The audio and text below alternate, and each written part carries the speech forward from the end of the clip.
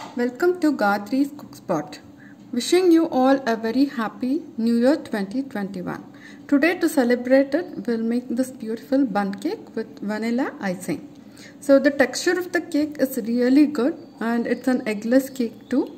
So I'll show you how to make this cake.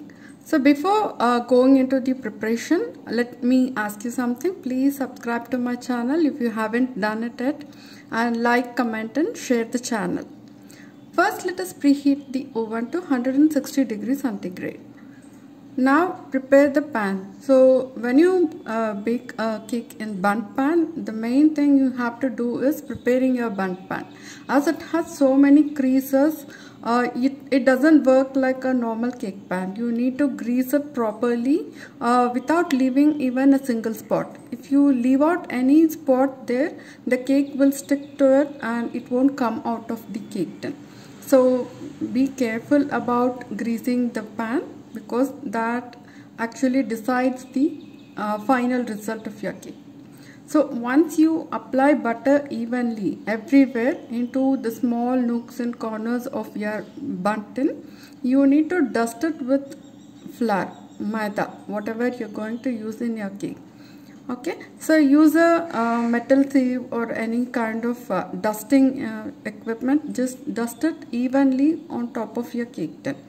So the flour will stuck to the butter which you have applied earlier. So this will help your cake to come out as a whole piece out after you complete baking it. Okay. So once you dust the cake tin with flour, you need to remove all the excess flour out of the tin. Just tap it and flip it onto a plate or a baking tin to remove all the excess flour. So make sure that there is no remaining flour stuck to your baking pan, because that will actually give you not good results. So now the cake tin is ready. So now let us keep it aside and let us move on to making the batter. So recently I purchased one Inalsa stand mixer. So I'll be showing you how to make the batter in that. Okay. First let us mix the dry ingredients. Take 260 grams of maida or 2 cups of maida and 2 teaspoons of baking powder and 1 teaspoon of baking soda. So these are the dry ingredients. Just mix everything together and set it aside.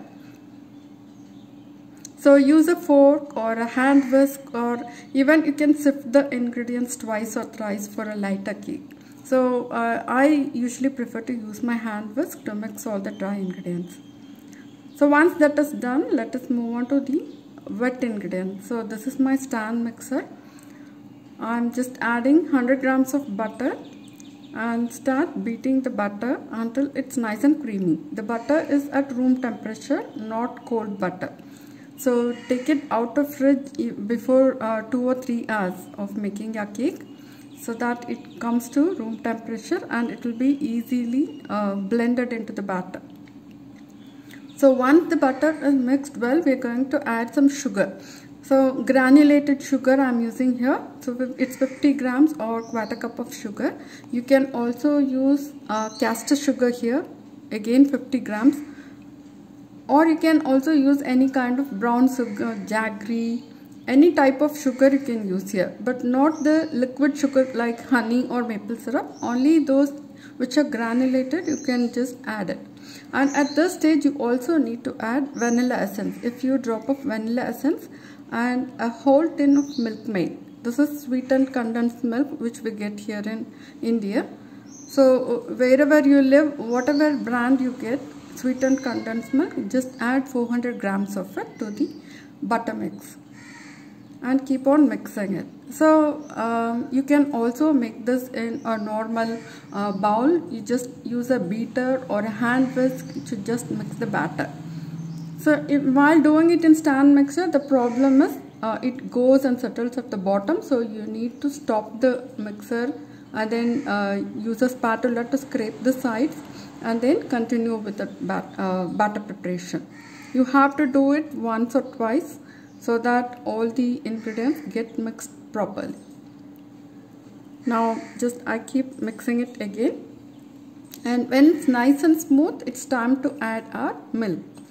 So keep everything ready, the milk, the dry mixture, and now we'll be adding 225 milliliter of milk.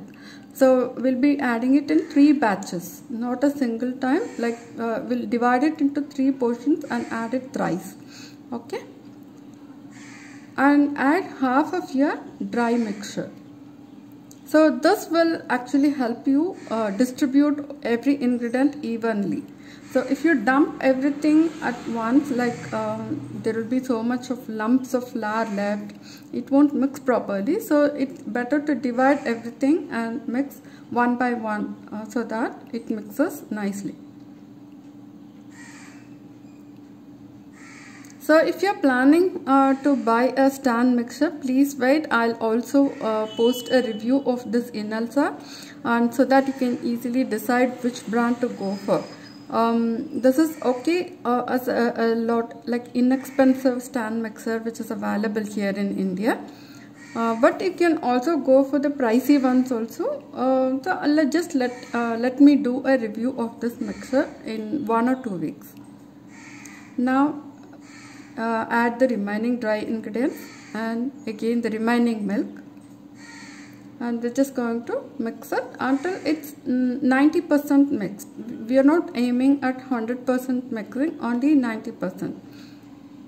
The final mixing will be done by hand with a spatula. So that is to ensure that you don't over mix your batter so that your cake won't become very dense. So now remove it, remove the beater and remove the tin.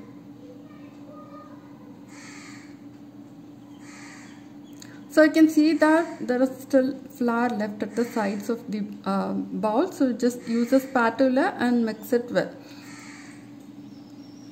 Don't mix it vigorously, just fold it and mix it, and then your batter is done. Now we're going to shift the batter to the prepared cake tin, and our oven is also preheating at the same time. So everything is ready. You just need to pour the batter into your cake tin and bake it immediately. So while pouring, just evenly distribute it like across the tin so that it fills all the corners and all the nooks and corners of your cake tin. So greasing and dusting is really important when it comes to burnt cake tin, because you know we really can't use a parchment paper here because of all the designs. So only if you do it properly, your cake will come out of the tin as a whole cake. Otherwise it will go on stick and it's going to come out in pieces. Slightly tap the tin and bake the cake for 45 minutes. Usually burnt cakes are baked for a really longer time than normal cakes. Okay, so now let us check it with a cake tester whether it's done or not. So now my cake is done. I'm just allowing it to sit for 10 minutes just to cool it a little bit before flipping it. So you don't have to flip the super hot cake out of the pan, but you need to wait for 10 minutes before flipping it. And now let's remove the cake tin. So I was literally holding my breath when I was removing this cake tin, and even when I'm seeing the video now, even now I feel the same thing. So it came out wonderfully, like it fell out of the cake tin without any problem. So just allow it to cool completely. Now let's make the icing sugar glaze. So mix together icing sugar, melted butter and vanilla, and just keep on mixing and add little by little milk to get the pouring consistency. Like add teaspoons of milk at a time. Don't add too much of milk, it was going to be very runny then. So just add teaspoons of milk and mix, and if the consistency is rich, stop mixing milk. Okay, now we're going to pour this onto the cooled cake. Just transfer your cake onto a serving plate and then pour your glaze on top. So the glaze will actually solidify and it will become nice, you know, it gives you a crackled crust on top of the cake.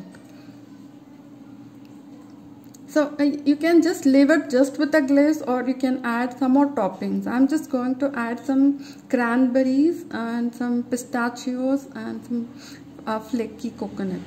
Whatever you want you can add, or you can just leave it just like that.